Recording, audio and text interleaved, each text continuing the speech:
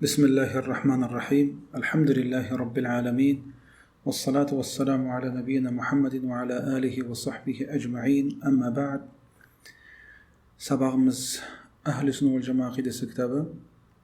Тақырыбымыз сахабалар деген тақырыпқа келдік. Алдыңғы сабақта осы сахабалар деген тақырыпқа кірген болатынбыз. Сонда сахабалардың алдында біздің 10 міндетімізді өттік, дұрыс па? Сахабалардың 10 ақысын.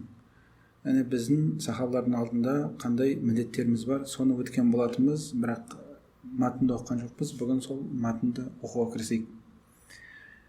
Бисмилля, автор айтады, тақырып сахабалар. Ахли Сунна вал Жамаа негіздерінің бірі сахабаларға деген махаббат. Яғни алдыңғы сабақта шарықтаған нәрсені осы сабақта шарықтамай тек оқи саламыз. Яғни бұл сахабаларға деген махаббат алдыңғы сабақта талқыланып айтылды.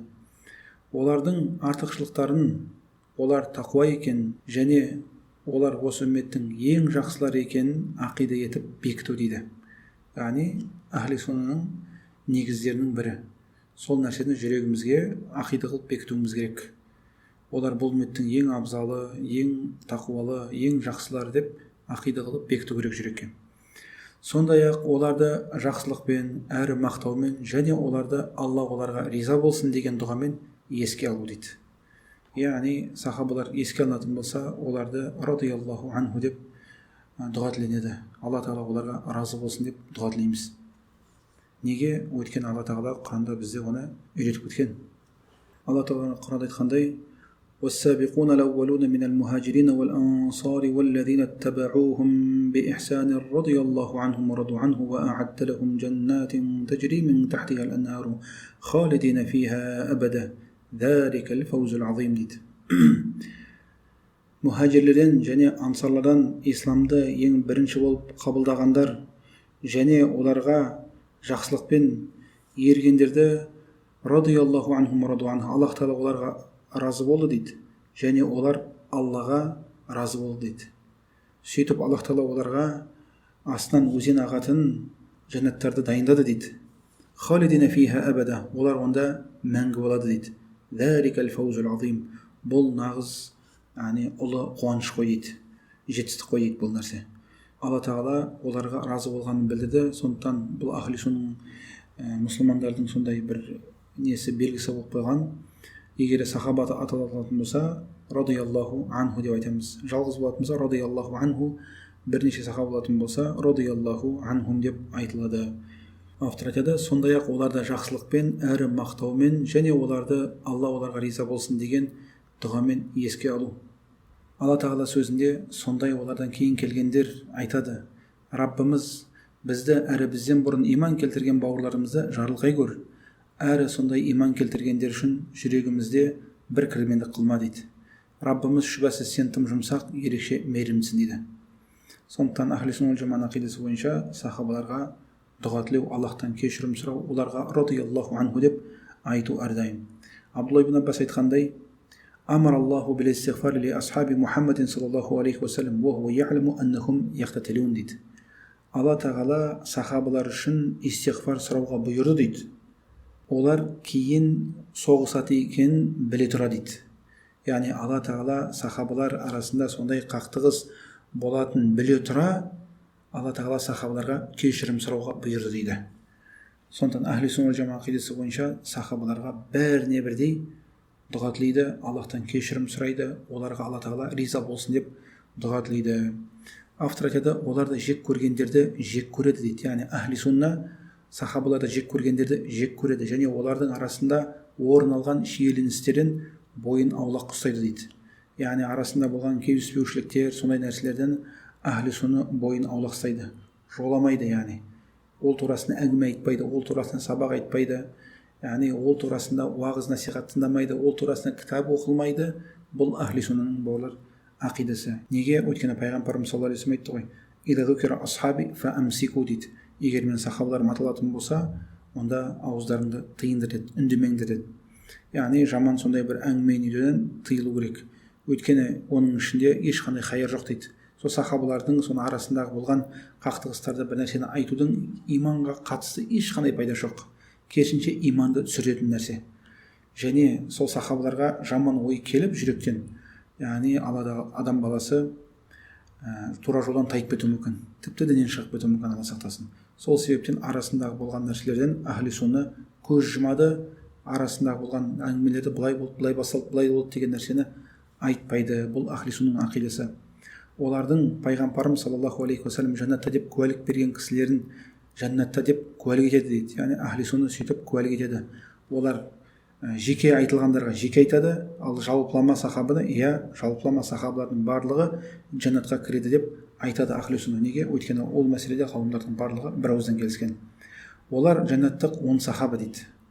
Сәбит ибн Қайс ибн Шамас және басқалар секілді. Яғни оған мысал ретінде жәннатқа кіруге жәннатпен қуандырылған сахабалар, олар жәннаттық 10 сахаба секілді дейді.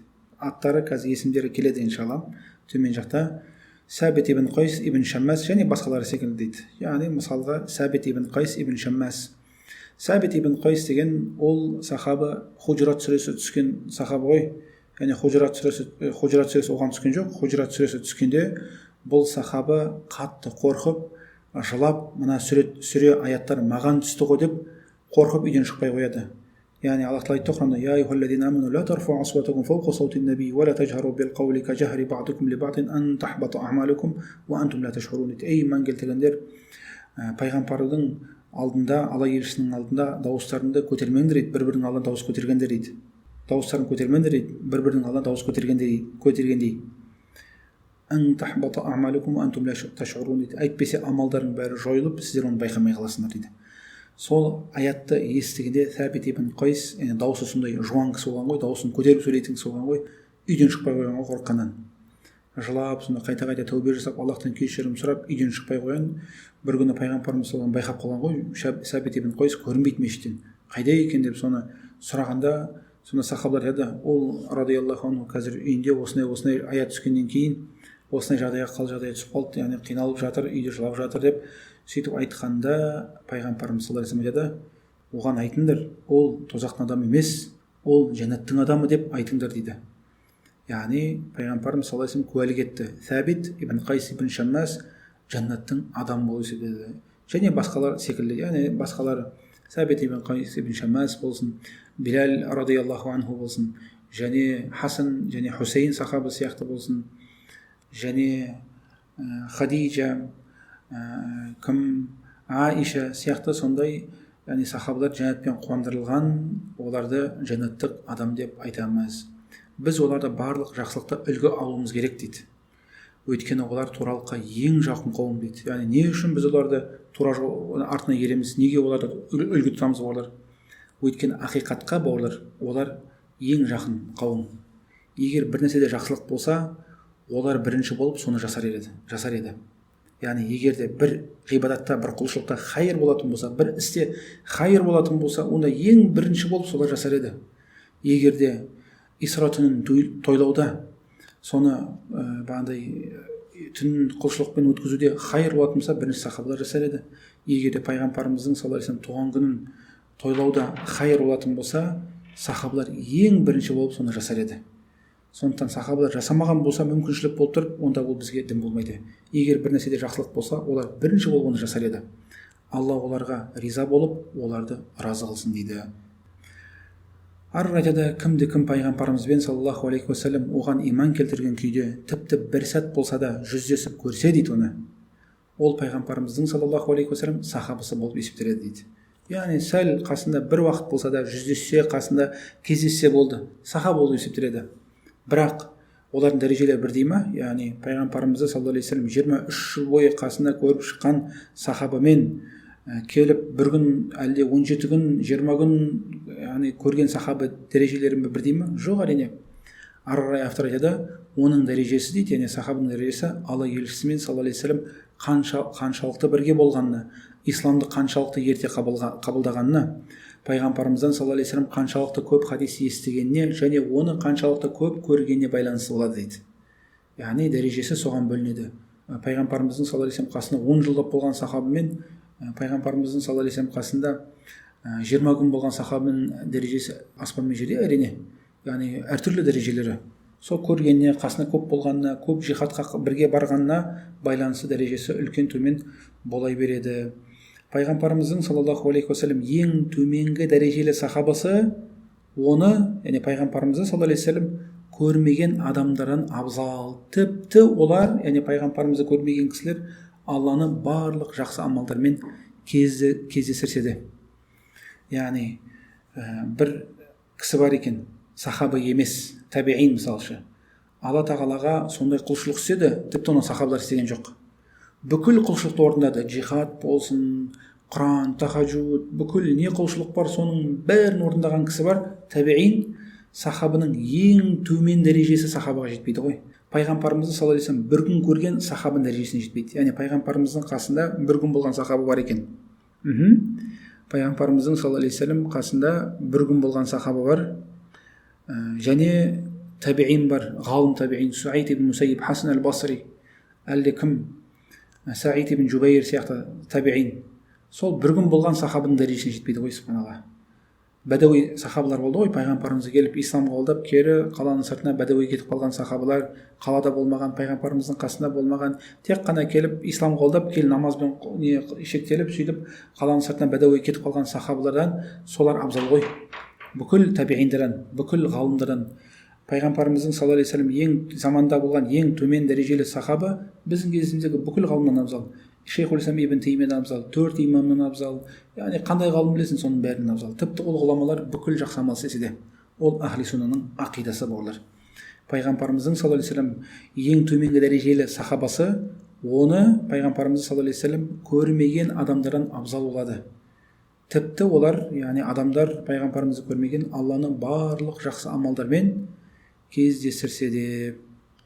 Ары қарай автор айтады, яғни келесі абзацта сахабалардың қайсысы абзал деген тақырыпқа кіреді. Бір абзац сахабалардың ең абзалы кімдер деген тақырып қой. Жалпы ғұламалар екіге бөледі. Жеке айту деген бар, жеке аттарын атау, әлде бір топты атау, бір осындай сахаба деп жеке деп айту бар. Және екіншісі жалпылама сахабалар абзал деу бар. Жалпылама әлде топ қылып айту. Жеке емес, жалпылама айту. Ешқандай атын айтпау. Қазір иншалла түсінікті болады. Бірінші жеке келетін болсақ, сахабалардың ең абзалы ол Абу Бакр радиаллаху та'ала анху ардаху. Ол Абу Бакр, есімі шын аты Абдулла, әкесінің аты Усман. Яғни Абу Бакрды біз тек Абу Бакр Сиддиқ деп білеміз ғой, дұрыс па? Оның Абу Бакр деген куниясы. Куния деген Абу Бакр, Умму Салама, Уммул Муъминин, Абу Хафс деп айтылатын, пәленшенің әкесі, пәленшенің анасы, пәленшенің ағасы деген, оны араб тілінде куния дейді. Ал оның есімі, өзінің аты кезінде туғанда әке-шешесі қойған, ол Абдулла. Абу Бакрдың аты Абдулла, әкесінің аты Усман. Ал оның лақабаты Ас-Сиддиқ, нағыз шыншыл деген кісі ғой, яғни Абу Бакр радиаллаху анху. Ең бірінші сахабалардың ең абзалы ол Абу Бакр. Егер де Абу Бакр сахабалардан абзал болатын болса, бұл үмметтің ең абзал кісісі болады, дұрыс па? Егер бұл үмметтің ең абзал кісісі болатын болса, онда яғни бүкіл адамзаттың пайғамбарларды санамағанда ең абзал кісі ғой. Адам алейхиссаламнан бастап қиямет күнге дейін пайғамбарларды санамағанда адамдардың, пайғамбар емес адамдардың ішінен ең абзал кісі ол Абу Бакр ғой, радиаллаху анху. Одан кейін Омар дейді. Омар, ол аты Омар, өзінің аты сол. Оның куниясы Абу Хафс. Абу Хафс, яғни Хафстың әкесі. Хафс деген баласы болған жоқ оның. Хафса деген қызы болды. Бірақ Абу Хафс деп сөйтіп атап кеткен. Лақабаты оныкі Әл-Фаруқ. Әкесінің аты Хаттаб, Омар ибн Хаттаб. Ол Абу Бакрдан кейін абзал кісі болып есептеледі. Одан кейін Усман радиаллаху анху. Яғни Абу Бакрдан кейін және Омардан кейін абзал кісі ол Усман радиаллаху анху. Ол турасында Абдулла ибн Омар айтқан, және бүкіл сахабалардан көп сондай келген. Пайғамбарымыздың саллаллаху алейхи вассалам кезінде Абу Бакрды, одан кейін Омарды, одан кейін Османды абзал кісі деп есептейтініміз дейді. Сондықтан яғни ол Омардан кейін абзал болып есептеледі. Бірінші Абу Бакр, екінші Омар, үшінші Осман, сосын Али. Османнан кейін Али абзал. Яғни Абу Бакр мен Омардан кейін ең абзал адам ол Осман, ал содан кейін ғана барып Али ғой. Али Османнан абзал емес, Али төртіншісі. Яғни абзалықтан төртінші болып есептеледі. Сол кезінде сондай Алиға қатты махаббатпен берілгендер, шияның бір белгілері бар, сондай кісілер Алиді абзал деген, Алиді Османнан абзал деген сондай кейбір аз кісілер болған. Бірақ кейін, солардан кейін табиғиндардың, сахабалардың заманында ижмақ болған ғой, ижмақ. Яғни ғалымдардың барлығы бір ауыздан келіскен Осман Алидан абзал екеніне. Егер бір заманда ғалымдардың барлығы бір нәрсеге келісетін болса, демек сол ақиқат. Ижмаққа қарсы шығуға болмайды. Сондықтан Осман ол Алидан абзал болып есептеледі. Кім айтқандай, Абдурахман ибн Ауф айтқандай, қазір он сахабаның ішінде айтылатын, ол айтады, мен дейді Османға кісілердің бәрінен, кішкентай балдардан және үйлерден шықпай отыратын қыздардан сұрақ қоймайынша, сұрамайынша, кім абзал, Осман ба, Али ма деп сұрамайынша байғат берген жоқпын дейді. Яғни Омар қайтыс болғаннан кейін Осман сахабалар жиналып, жәннатпен қуантылған сахабалар жиналып, қайсысын халифа қыламыз таңдаймыз дегенде көбі Османды таңдаған. Сосын кісілердің бәрі келіп байғат берген ғой Османға. Сол Абдурахман ибн Ауф айтады, мен дейді бүкіл кісіден сұрап шықтым дейді, барлық көшеден бәрінен сұрадым, тіпті кішкентай балалардан сұрадым дейді, және үйден тығылып шықпайтын қыздардан да сұрадым дейді, бәрінен. Яғни кішкентай балалары болсын, қыздары болсын, бәрінен сұрадым дейді. Омар абзал ма, Осман абзал ма, әлде Али абзал ма деп сұрадым дейді. Сол кезде бәрі де бір ауыздан Осман абзал деп айтты дейді. Сосын барып мен Османға байғат бердім дейді. Және кім Абдулла ибн Масуд айтқандай, Осман амир болғаннан кейін, Осман амир болды ғой, басшы халифа болды ғой, содан кейін Абдулла ибн Масудың айтқан сөзі лақад амарана хайру ман бақия ва лам нa'ли дейді. Яғни біздің үстімізден жер бетіндегі ең абзал, жер бетіне қалған адамдардың ең абзалы бізге әмір болды дейді. Және қателескен жоқпыз дейді бұл мәселеде. Және Хамад ибн Зейд айтады, егер де Алида Османнан абзал дейтін болсаң дейді, онда сахабалар қиянат қылды ғой деп айтқаның дейді. Яғни сахабалар онда қиянат қылды ғой деп айтқаныңмен бірдей дейді. Яғни сондықтан яғни Осман ол Алидан абзал, ал Абу Бакр мен Омар одан да бетер одан абзал. Бұл ахли суннаның ақидасы бұлар. Сондықтан біреу Али Османнан абзал дейтін болса, ол қателесті. Яғни ол қате болып есептеледі. Ал егер де Омар мен Абу Бакрдан абзал дейтін болса, онда Алла сақтасын, онда ол адасқан кісіден басқа оны ешкім айтпайды. Сахабалардың бүкіл пікіріне қарсы шыққан болады. Тіпті Алидің өзі Куфада болғанда минбардың үстіне мініп, жер бетіндегі ең абзал адам Абу Бакр, кейін Омар деп айтқан ғой. Алидің өзі 80 риуаятпен келген, яғни Алидан келген сөз. Сондан ахли сунна жама ақидасы бойынша ең абзал ол Абу Бакр, кейін Омар, кейін Осман, кейін Али. Содан кейін қалған жанаттық 10 сахаба дейді. Яғни осы төртеуінен кейін абзал кісілер, олар жанатпен қуантылған 10 сахаба. Олар кімдер? Олар Толха ибн Убайдилла. Толха ибн Убайдилла деген сахаба радиаллаху анху. Исламды алғашқы қабылдаған сахабалардың бірі. Және Зубайр ибн Ауам, ол да сахаба, 10 сахабаның ішіне кіреді. Пайғамбарымыздың саллаллаху алейхи туысы болып келеді радиаллаху анху. Тәртіп мына кітапта айтылғандай емес, балалар, мына Толха Зубайрдан абзал деген нәрсе емес, жоқ. Олай айтылмайды. Яғни оны Аллах біледі, қайсысы Толха абзал ма, Зубайр абзал ма. Жалпылама, ана 4 сахабадан кейін осы 6 кісі абзал. Толха, Зубайр, келесі Саад деп тұр, Саад ибн Аби Вақас, Саид, яғни Саид ибн Зейд, сосын Абдурахман ибн Ауф, және Абу Убайда ибн Аль-Джаррах. Осы 6 сахаба. Кімнен кейін? 4 халифадан кейін осы 6 сахаба абзал ғой. Олардан кейін, яғни сол 4 және 6, 10 сахабадан кейін Бадыр соғысына қатысқандар. Яғни Бадыр соғысына қатысқандар, олар осы 10-нан кейін тұрады. Хадисте қалағандарын жасаңдар, арасында мен сендерді кешірдім дейді. Яғни пайғамбарымыз саллаллаху алейхи вассалам Бадырға қатысқан кісілер турасында бүйтіп осылай айтқан ғой, қалағандарыңды жасаңдар дейді. Яғни не сен оны істеңдер, арасында мен сендерді кешірдім дейді. Сондықтан Бадырдағы қатысқан кісілердің күнәсі бәрі кешірілген болды. Олардан кейін, сол Бадыр соғысына қатысқаннан кейін Ридуан сертінің иелері дейді. Яғни пайғамбарымызға саллаллаху алейхи вассалам байғат берген, талдың астында серт берген, байғат берген сахабалар болды. Шамамен 1400 сахаба болды. Яғни ахли сунна жама ақидасы бойынша Бадыр соғысына қатысқан сахабалардан кейін Ридуан сертінің иелері абзал адам болып есептеледі. Пайғамбарымыз саллаллаху алейхи вассалам хадис етеді, сол Ридуан сертіне қатысқан сахабалар турасында талдың астына серт бергендер отқа кірмейді дейді. талдың астына серт бергендер, яғни осы Редуан сертіне қатысқан сахабалар отқа кірмейді дейді. Болды, олар яғни қалай да болсын жәннатқа кіреді деген сөз ғой. Олардан кейін барлық қалған сахабалар дейді. Яғни осыдан кейін, осы тәртіптен кейін қалған барлық сахабалар. Яғни осымен сахабалардың абзалдығы мәселесіне жеке тақырып бітті. Енді ары қарай авторияда, яғни топ-топқа айтқанда, әлде жалпылама айтқанда, мұхажирлер ансарлардан, ал исламды ертерек қабылдағандар кейінірек қабылдағандардан абзал болып есептеледі дейді. Яғни қараңдар барлар, біріншісі жеке айтқанда банағы тәртіппен Абу Бәкір, Омар, Усман, Али және қалған 6 сахаба, кейін одан кейін Бадыр соғысына қатысқандар, кейін Редуан сертіне қатысқандар, дұрыс па? Олардан кейін қалған сахабалар, яғни ол жеке айтқанда, бірақ топ-топпен айтқанда мұхажирлер ансарлардан абзал. Бүкіл мұхажир, бүкіл ансардан абзал ма? Жоқ.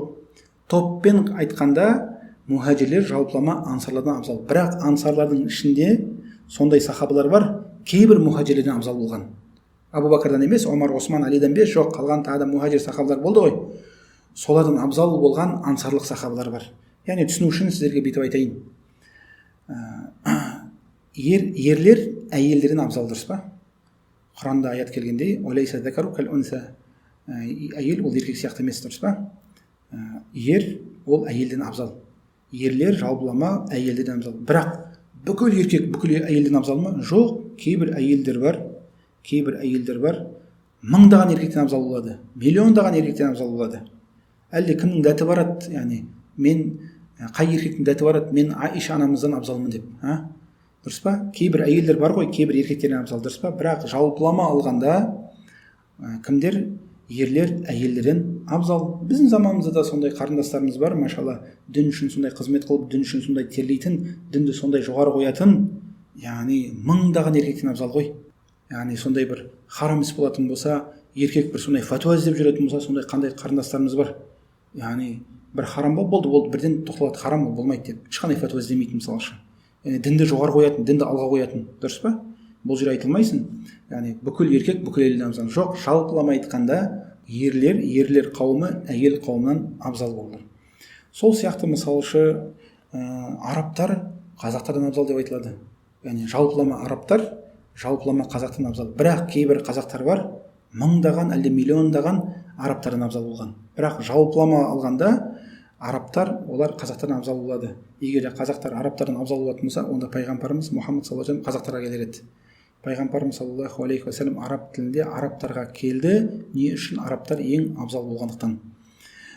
Бірақ кейбір қазақтар бар, кейбір өзбектер бар, кейбір қырғыздар бар, кейбір орыстар бар, мыңдаған кімдерден арабтардан абзал болған. Бірақ былай әділді салыстыратын болсаң, арабтар абзал болады. Әділ салыстыру деген яғни былай ғой. Мысалшы қазақтардың қарапайым халқын көшеде, мысалшы діннен шаруасы жоқ қарапайым халықты арабтардың қарапайым діннен шаруасы жоқ болған халықпен салыстырып қарайтын болсаң, дұрыс па? Дін ұстанатындарды дін ұстанатындармен, қазақтардың дін ұстанатын адамдарын арабтардың дін ұстанатынмен салыстыратын болсаң, қазақтардың білім талап ететін толиптармен арабтардың толиптарымен салыстыратын болсаң, қазақтардың ғалымдарымен арабтардың ғалымдарын салыстыратын болсаң, қазақтардың муфтиін арабтардың муфтиімен салыстыратын болсаң, айырмашылық бар ма болар? Яғни сол кезде түсінесің, дұрыс па? Яғни арабтар қазақтардан, өзбектерден, қырғыздан, түріктен, орыстан бәрінен абзал екен болады. Бірақ кейбір қазақтар бар, кейбір қырғыздар бар, мыңдаған кімдерден? Арабтардан абзал болады. Сол сияқты ғой бауырлар, мұхажирлер жалпылама ансарлардан абзал бауырлар. Бірақ кейбір ансарлар бар, кейбір мұхажирлерден абзал болған. Ал исламды ертерек қабылдағандар кейінірек қабылдағандардан абзал болып есептеледі. Яғни бірінші сахабалар деген бар, және кейін қабылдаған сахабалар бар. Сол біріншілер олар кейінгілерден абзал болып есептеледі. Бұл бауырлар ахли сүнна уал жаманың ақидасы. Ары қарай автор айтады, бұл енді осы айтқан неде абзацта қайсысы абзал деген тақырыпты қозғадық, дұрыс па? Енді келесі қазір абзацта халифалыққа кім лайықты деген тақырып қозғалады. Абзал жағынан емес, яғни халифалыққа кім лайықты, сондай мәселе қозғайды ахли сүнна.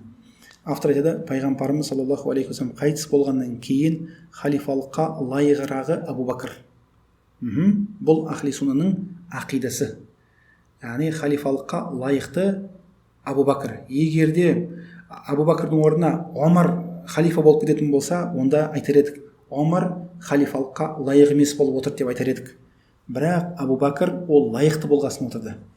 Кейін, одан кейін Омар, Абу Бәкірден кейін халифалыққа лайықты болған Омар, кейін Омардан кейін Усман, халифалыққа лайықты болған Усман, кейін Али. Яғни осы тәртіппен ғой, осы тәртіп бауырлар, осы тәртіп лайығырағына қарайтын болсақ, абзал жағынан емес, абзал жағынан осы тәртіп ол бөлек тақырып бауырлар. Бірақ халифалыққа лайығырағы кім дегенде Абу Бәкір, кейін Омар, кейін Усман, кейін Али. Егер де біреу айтатын болса, негізінде Али ол Омардан кейін Османның алдында болу керек еді, сол лайығырақ болды, негізінде Омардан кейін халифалыққа Осман емес Али лайығырақ дейтін болса, ол кісі адасқан болып есептеледі. Ол кісі ахли сунна болып есептелмейді. Егер де біреу Али Омардан, Абу Бәкірдан жоғары болу керек, сол лайығырақ болу керек болса, ол одан да бетер адасқан кісі болады. Кім осы сахабалардың халифалықтарына қарсы шыққан болса, осы тәртіпке қарсы шыққан болса, жоқ, Али негізінде бірінші болу керек, ол лайығырақ деген сенімде болатын болса, онда ол адасқан адам болып есептеледі. Тіпті кейбір ғалымдар еді, фаху адаллу мин химари ахлихи дейді. Шейхул ислам ибн Таймия айтқандай, және имам Ахмад айтқандай, ол кісі дейді, сөйтіп айтқан, яғни осы төрт тартып ол лайықты болған жоқ, негізінде Али бірінші болу керек, Али екінші болу керек, Али үшінші болу керек деп сөйтіп айтатын кісі дейді, ол үйіндегі есектен гөрі де есектен топастау дейді. Үйіндегі есек бар ғой, одан да әлдеқайда умный дейді ғой, яғни сөйтіп айтқан кісі. Али Абу Бәкірден лайықтырақ, негізінде сахабалар бұл жерде қиянат қылған, дұрыс емес деген, негізінде Али бірінші болу керек еді, содан кейін барып Абу Бәкір болсын, бірақ Али бірінші болу керек дейтін болса, ол таза адасқан кісі, ахли суннан жоқ болған кісі ғой. Сондықтан ахли сунна жама ақидасы бойынша пайғамбарымыз саллаллаху алейхи вассалам қайтыс болғаннан кейін халифалыққа лайығырағы Абу Бәкір, кейін Омар, кейін Усман, кейін Али. Кім осы сахабалардың халифалықтарына қарсы шыққан болса, осы тәртіппен келіспеген болса, ол адасқан болып есептеледі дейді. Бұл бауырлар не тақырып? Халифалыққа кім лайықты? Енді келесі мына қазір ұзын айтылатын абзацта келесі сахабаларға үзір мәселесін айтылады. Яғни кейбір топтар бар, дұрыс па? Шиалар, нелер, көптеген топтар бар. Сахабаларға ренішін білдіреді, жек көреді, лағнеттейді, тағы бір нәрсе айтады. Соған үзір міне, яғни абзац қой. Автор айтады, сонымен қатар дейді, ахли сунна сенімінде сахабалардың әрқайсысы үлкен немесе кіші күнәдан пәк емес дейді. Керісінше олардың күнә жасауы әбден мүмкін. Яғни ахли сунна сахабалар ең абзал деп айтады, бірақ күнәдан пәк деп айтпайды олар. Шектен шықпайды ондай. Шииттар бана айтатындай, Али ол күнәдан пәк, Али ол күнә істемейді деген сияқты. Пайғамбарымыз Мұхаммад саллаллаху алейхи вассалам ол күнә істеп қоюы мүмкін, бірақ Али істемейді. Ондай нәрсені мүлдем айтпайды, субханалла. Бүкіл сахаба күнә істеуі мүмкін, кіші күнә істеуі мүмкін, үлкен күнә істеуі мүмкін. Бірақ олардың исламда алғашқылардан болуымен абзалдықтары, олар күнә немесе қате амалдар жасаған жағдайда сол амалдардың кешіріміне себеп болады дейді. Яғни күнә жасауы мүмкін, бірақ исламда олар бірінші болғандықтан және үмметте ең абзал адам болғандықтан олар бір күнә қате істейтін болса, сол банағы алғашқы болулары, исламға көп қызмет қылуға, жихад қылулары, яғни шай жібереді ғой оның бәріне де. Егер қарапайым адам болатын болса, жақсы амал істеген болса, оның жақсы амалы күнәсін кешіретін болса, сахабалар одан да бетер ғой, субханалла. Тіпті олардың күнәларына, бауырлар, сахабалардың олардан кейінгілерге жасалмаған кешірім жасалады. Яғни сондай кешірім жасалады сахабаларға. Одан кейін кісілерге ондай жасалмайды ғой. Яғни бізге, мұсылмандарға, қарапайым кісілерге күнәміз кешіріледі, дұрыс па? Күнәнің кешіретін жолдары бар ғой, дұрыс па? Сондай күнә кешірілетін болса, сахабалар бірінші тұрады ғой, яғни сахабалар ең бірінші тұрады оның ішінде. Сондай қылып кешіріледі, басқа одан кейін кісілерге олай кешірмейді. Тіпті олардың күнәларына олардан кейінгілерге жасалмаған кешірім жасалады. Өйткені оларда одан кейінгілерде жоқ күнәларды жоятын жақсы амалдар бар дейді. Яғни оларда сондай мықты амалдар бар, кейінгілерде ондай амал жоқ қой. Пайғамбарымыздан саллаллаху алейхи вассалам келген хадистерде олардың абзал қауым екеніне және олардың садақа қылған бір уысы одан кейінгілерден жасалған Ухуд тауындай алтын садақаларынан да абзал екені бекітілген. Яғни пайғамбарымыздан саллаллаху алейхи келген хадистерде олардың абзал қауым екені бекітілген.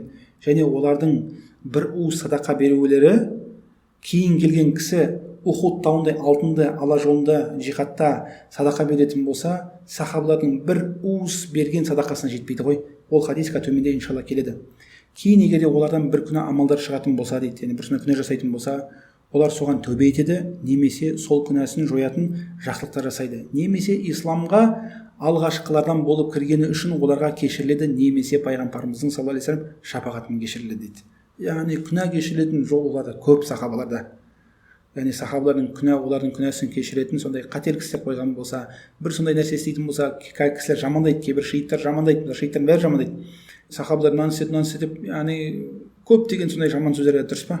Яғни сондай бір қате болатын болса арасында сахабаларда, олар тәубе етеді ғой, дұрыс па? Тәубе жасайды. Немесе күнәні жоятын жақсылық амал жасайды, жихад, сондай көп амал жасаған олар, дұрыс па? Әлде исламға алғашқы болды, алғашқының болды бір үлкен дәреже, субханалла. Әлде пайғамбарымыздың саллаллаху алейхи вассалам шапағатына нағыз кіретін кісілер ғой олар. Сөйтіп күнә кешіретін оларда яғни мүмкіншілік көп. Өйткені олар пайғамбарымыздың саллаллаху алейхи вассалам шапағатына ең лайық кісілер дейді. Оларға бір сынақ келіп, сонымен күнәлары жуылып шайылады. Егер де осының бәрі әдейі жасалған күнә турасында болса, онда олардың ыждахатпен жасаған істері турасында не демекшісің дейді. Яғни бана әдейі жасаған күнәлары осындай қылып кешірілетін болса, онда иштихадпен сондай жасап, арасында болып қалған бір фитналар иштихадпен қылған болса, онда не болады? Одан да төмен болады онда. Пайғамбарымыз саллаллаху алейхи вассалам айтты ғой, егер де біреу иштихад қылатын болса, хаким, ғалым иштихад қылатын болса, сода қателесетін болса, оған бір сауап дейді. Ал егер де дұрыс түсетін болса, оған екі сауап дейді. Сондықтан ахли сунна айтады, сахабалардың ішіндегі келіспеушілік болғанның қателескеніне бір сауап алады дейді. Сауап алды, яғни сауап алды, күнә алған жоқ, керісінше сауап алды сол үшін. Ал дұрыс болғаны Алидікі, ол екі сауап алды дейді. Егер де олар дөп түссе дейді, яғни иштихад қылғаннан кейін дәл түсетін болса, оларға екі сауап, ал қателессе бір сауап жазылады. Олардың қателіктері кешірілген, кейін олардың сүюге лайық болған амалдары олардың жақсы амалдары мен абзалдықтарының және Алла жолында жасаған жихадтарының, хижраларының, пайдалы ілімдерінің және салиқалы амалдарының жанында өте аз, сирек болып табылады дейді. Яғни сондай бір қате істеген екен, мысалы бір күнә істеген екен, дұрыс емес бір қате нәрсе істеген екен, сол қате бір аз болған амалдар олардың жақсы амалдарының қасында, дін үшін сондай бір қызмет қылғандарының қасында, жихадтарының қасында, олар ең абзал кісілер болуды сондай бір дәрежелерінің қасында, олар Алла үшін хижра қылған амалдарының қасында, пайдалы ілім таратқанның қасында, салиқалы амалдарының қасында, яғни түкке тұрмайды ғой, өте аз, сирек болып табылады. Бұл ахли суннаның ақидасы осындай болар. Сондықтан ахли сунна ақидасы бойынша болар, сахабалардың арасындағы болған қақтығыстарға, келіспеушіліктерге мұрын тықпайды. Керісінше осындай үзір айтады.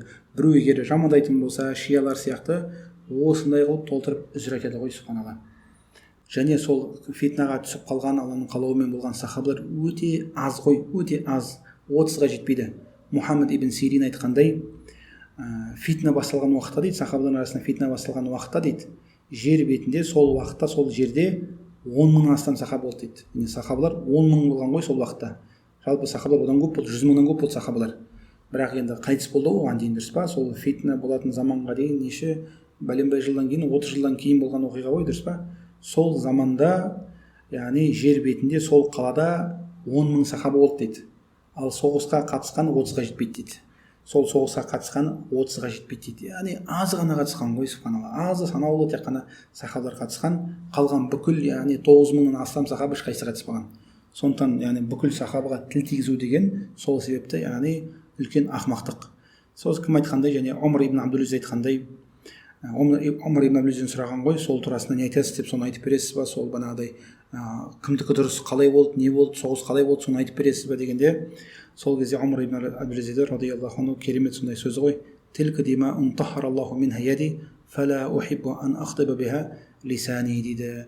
Сол қан төгілістен Алла Тағала менің қолымды тазартты дейді. Альхамдулилля, яғни сол фитнаға, сол қан төгілістерге қолымды былғаған жоқпын дейді. Енді дейді осыдан кейін сол фитнаға, сол қанға тілімді тығым келмейді дейді, тілімді ластағым келмейді дейді. Яғни Алла Тағала менің қолымды таза қылды дейді, қолымды пәк қылды дейді сол фитнадан. Енді сол біткеннен кейін болды, ол бәрі альхамдулилля бітіп біткеннен кейін болды. Халифа бір Муауия радиаллаху анху халифа болды, бәрі мұсылмандар соның бойсынып, сахабалар разы болып соған бойсынғаннан кейін мен енді тілімді соған тығым келмейді, тілімді бастағанын қаламаймын дейді. Сондықтан яғни бұл ахли суннаның ақидасы сахабалардың арасында болған нәрселерге ахли сунна мұрын тықпайды, ол турасында білім алмайды, ол турасын әңгімелеп айтпайды ғой. Керісінше сахабаларды жақсы көреді, оларды қайта-қайта мақтайды. Бүкіл сахабаны олар, бүкіл сахабаны. Тіпті осы Омар ибн Абдул-Азиз бен Муауияны салыстыратын болса, енді Алиға қарсы шыққан Муауия дұрыс па? Сол Муауияны салыстыратын болсақ, кім ғалымдар еді ғой? Омар ибн Абдул-Азиз Муауияның яғни тырнағына тұрмайды дейді ғой, әлде тырнағының ішіне ласына тұрмайды дейді. Яғни Муауияға жететін жер бетінде мұсылман жоқ, болған жоқ сахабалардан кейін. Омар ибн Абдул-Азиз болсын, Саид ибн Жубайр болсын, Саид ибн Мусайиб болсын, Хасан аль-Басри болсын, қандай табиғинді білесің, ешқайсысы Муауияға жетпейді. Муауияның тіпті тырнағына жетпейді, тырнағының астына ласына жетпейді дейді ғой, субханалла, Муауияның. Сондықтан тіпті ғұламалар, ахли суннаның ғалымдары ақида кітаптарында Муауия халул муъминин деген бап келтіреді ғой. Муауия мұъминдердің нағашысы деген бап келтіреді. Яғни арнайы Муауияға арналған не бар? Бап бар ақида бабында, кейбір кітаптарда. Не үшін дегенде, өйткені сахабаларды жамандау сол Муауиядан басталады. Егер де біреу Муауияға ренжіген болса, Муауияға жамандаған болса, болды, ар жағында бүкіл сахабаны жамандайды ол. Сондықтан ондай кісі жоқ. Мен тек қана Муауияны ұнатпаймын, қалған бәрін жоқ, ондай кісі жоқ, өтірікші ол. Муауияны жамандады ма, болды, бүкіл сахабаны жамандайсың. Сондықтан ғалымдар еді, Муауия ол есік дейді, перде дейді. Егер сол есікті ашқан болсаң, болды, қалған ішіндегі бәріне тіл тигіздің дейді. Сондықтан Муауияны бір жамандайтын болса, тілін тигізетін болса, ол ахли суннадан болмайды. Керісінше Муауия ол абзал сахабы, ешқандай табиғин оған жетпейді. Және Шейхул Ислам ибн Теймия айтады, Муауияның заманында болған халифалық заман бар ғой, одан кейін ондай жетер заман болған жоқ дейді. Яғни осы Шейхул Ислам ибн Теймияға дейін Муауияның заманы, Муауия қайтыс болды, одан кейін сол Муауияның заманы жететін гүлденіп тұрған керемет заман болған жоқ дейді.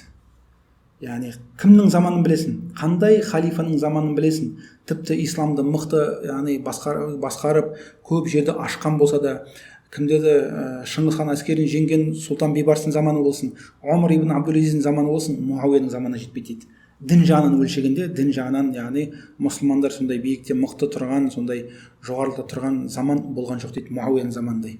Муауияның заманында керемет сондай заман болды дейді. Әрине алдағы Али, кім Осман, кімдердің заманын санамағанда ең абзал уақыт Муауиянікі болды дейді. Ал кейін бәрі төмен болды Муауияның заманынан. Сахабалардың бәрі Муауияға разы болып, сөйтіп, яғни құрметтеп, халифа қылып оған байғат берді. Амалсыздан андай нәрсе емес.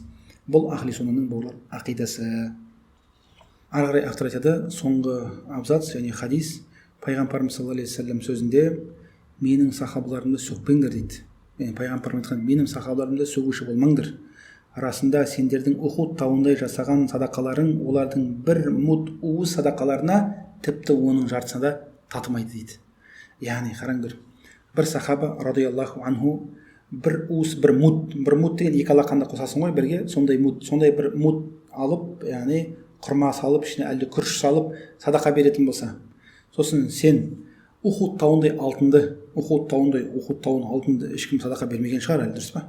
Бірақ сондай бір заман болса, біреу Ухуд тауындай алтынды Алла жолында садақаға беретін болса, яғни бүкіл мұсылмандарға, джихадқа, бәріне сондай жақсы амалдарға тарататын болса, сосын бір белгілі сауап аласың ғой, дұрыс па? Бәленбай мыңдаған, миллиондаған сауап аласың, дұрыс па? Сол сахабаның бір уыс берген күрішіне жетпейді. Неге? Пайғамбарымыз айтып тұр мына хадисте, менің сахабаларым сөкпеңдер, расында сендердің Ухуд тауындай жасаған садақаларың олардың бір мұт уыс садақаларына тіпті оның жартысына да татымайды дейді. Яғни олардың сауабына жетпейді. Яғни өмір бақи қандай жақсы амал істесең де өмір бақи сахабаларға жетпейсің. Яғни өмір бақи неше миллион ақша жиналасың, өмір бақи үлкен миллиардер болсаң, Ухуд тауындай алтындай сенде байлық болатындайға жетпейтін шығарсың. Ондай адам болған жоқ шығар. Бірақ сондай қылып болып, бай болып садақа тарататын болсаң, сахабаға жетпейсің ғой, басқада қасына тұрмайсың ғой. Яғни сондықтан сахабалар ең абзал қауым, олардың сәл жасаған амалдарымен яғни жеткілікті болады, бүкіл кісілерден асып түседі. Ал сахабаларды сөгу келетін болсақ, сахабаларды сөксе не болады дейтін болса, онда ғалымдар оны бірнеше суретке бөледі. Яғни ғалымдарда сахабаларды сөгу деген сондай тақырып бар. Біреу сахабаны сөгетін болса, қазіргі шииттар сияқты, рафидиттер сияқты сахабаларды лағнеттейді, жамандайды, дұрыс па? Кәфірлер дейді, олар залымдар дейді, пасықтар дейді, Абу Бәкір мұртат дейді, мысалы, жамандайды кәдімгідей. Толып тұр интернетте, ютубта сондай ұстаздары, шейхтары көп сөйтіп анық жамандайтын. Сол ғалымдар бірінші суреті дейді, сахабалардың барлығына кәпір дейтін, сахабалардың барлығы кәпір дейтін болса дейді. Әлде сахабалардың бәріне лағнет тілейтін болса, қарғайтын болса, бәрін бірдей сөгетін болса, ол кісі шариғатта кәпір болады. Шейхул Ислам ибн Теймия айтқандай, сахабаларды сөгетін, сахабаларды лағнеттейтін кісінің кәпір екеніне күмәнданған кісінің кәпір екеніне күмән жоқ дейді. Сахабаны сөккен кісі емес, жоқ, сахабаны сөккен, сахабаларды лағнеттеген, жамандаған, оларды кәпір деген кісінің кәпір екеніне күмәнданған кісінің кәпір екеніне күмән жоқ дейді. Біреу сахабаны сөгетін болса, лағнеттейтін болса, сахабалар осындай мұртаттар, олар осындай болса деп жамандайтын болса, қазіргі кімдер шииттарда айтатындай, сол кісіге біреу күмәнданып қалатын болса, оны білмейтін шығар, надан шығар, анау шығар дейтін болса, сол сөйтіп айтқан кісінің кәпір екеніне ешқандай күмән жоқ дейді. Яғни сахабалар бауырлар, қараңдар, неге сөйтіп қалыңдар деді, сахабаны сөккен кісі кәпір болады, оны кәпірге екеніне күмәнданған кісінің кәпір екеніне күмән жоқ. Неге дегенде, өйткені сахабаларды сөгу ол дінді сөгу дейді. Яғни сахабаны сөгетін болса, дінді сөгумен бірдей дейді. Яғни дінді сөгетін болса не болады ол кісі? Мұсылман бола ма? Әрине болмайды, дұрыс па? Ал сахабаны сөгу ол дінді сөгу ғой. Өйткені дін солар арқылы келді ғой.